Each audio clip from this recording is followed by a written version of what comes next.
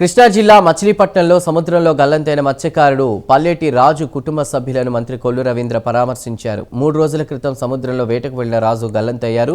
Tallapalem YSR fishermen కాలనీలో ఉన్నటువంటి రాజు కుటుంబ సభ్యులను కలిసిన మంత్రి కొల్లు రవీంద్ర ఆయన మృతి పట్ల తీవ్ర విచారాన్ని వ్యక్తం చేశారు. బాధిత కుటుంబానికి ప్రభుత్వ పరంగా అన్ని విధాలుగా అండగా ఉంటామని భరోసా ఇచ్చారు.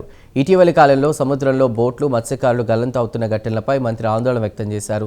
సముద్రంలో వేటకు వెళ్లే ప్రతి మత్స్యకారుడు సేఫ్టీ మెజర్మెంట్స్ పాటించేలా అవగాహన కల్పిస్తామని మంత్రి కొల్లు రవీంద్ర తెలిపారు.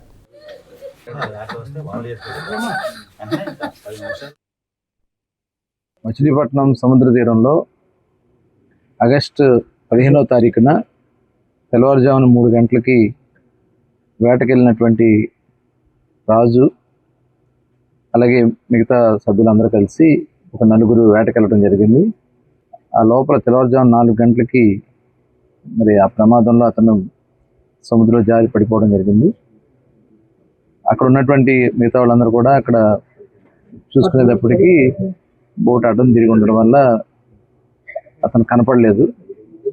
వెంటనే ఈ సమాచారం అందిన వెంటనే ఆ పరిసర ప్రాంతంలో ఉన్నటువంటి అన్ని బోట్ల వాళ్ళు కూడా వెళ్ళి ఎతకడం జరిగింది. దాదాపు 100 బోట్ల దగ్గర అయినా కూడా ఎటువంటి ఆచూకీ కనపడలేదు. ఆ విషయం తెలిసిన వెంటనే అధికారులకి తెలియజేయడం జరిగింది. పోలీస్ ఎస్పీ గారు, కలెక్టర్ గారు